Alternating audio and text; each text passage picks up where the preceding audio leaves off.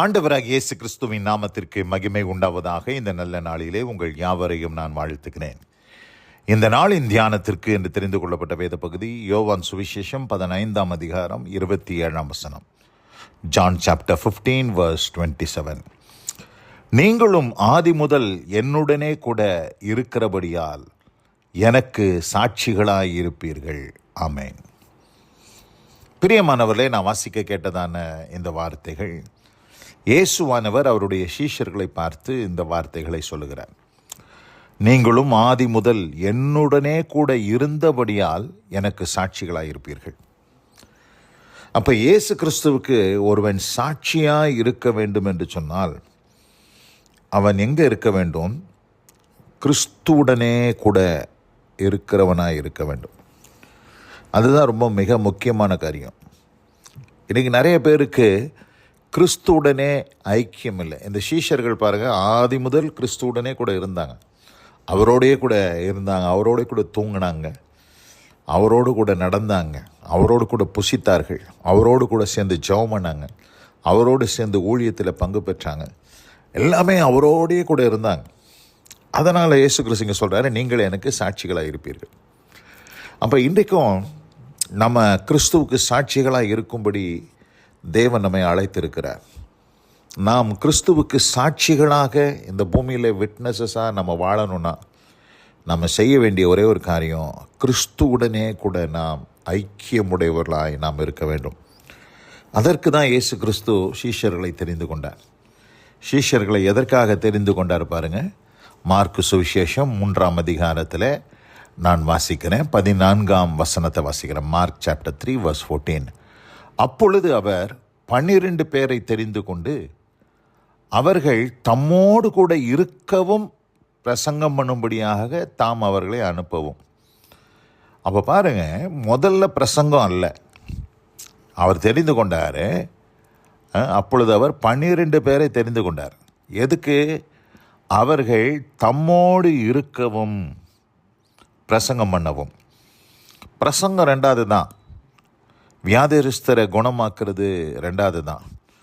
ஆனால் முதல்ல எதுக்கு அவர் தெரிந்து கொண்டதை நோக்கம், அவர்கள் தம்மோடு கூட இருக்க வேண்டும், அவரோடு கூட ஐக்கியத்தில் நிலைத்திருந்தால் மாத்திரமே ஆண்டவருக்கு ஊழியம் செய்ய முடியும், ஆண்டவருக்கு சாட்சியாக நிற்க முடியும் என்பது உண்மை.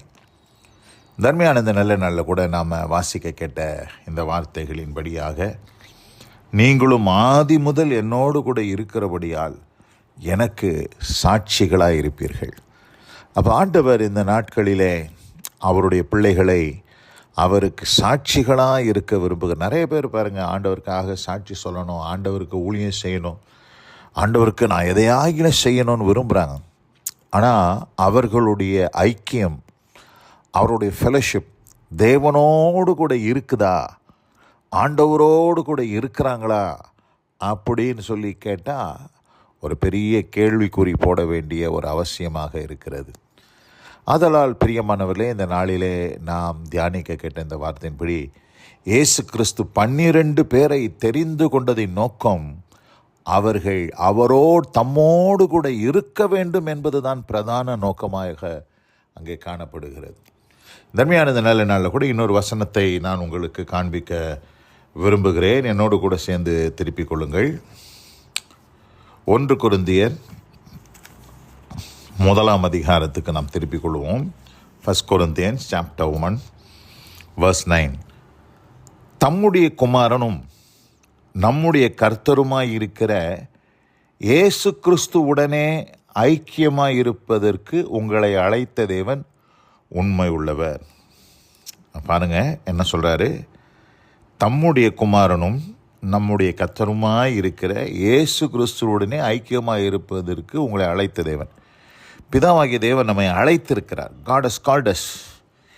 எதற்கு அழைத்திருக்கிறார் என்று நாம் பார்க்கும்போது, அவருடைய குமாரனாகிய கிறிஸ்து இயேசுவுடனே ஐக்கியமாய் இருப்பதற்கு தான் தேவன் நம்மை அழைத்திருக்கிறார் என்பதை இந்த இடத்துல நம்ம வாசிக்க கேட்குறோம். அப்போது ஆண்டவருடைய பிரதான நோக்கம் என்ன?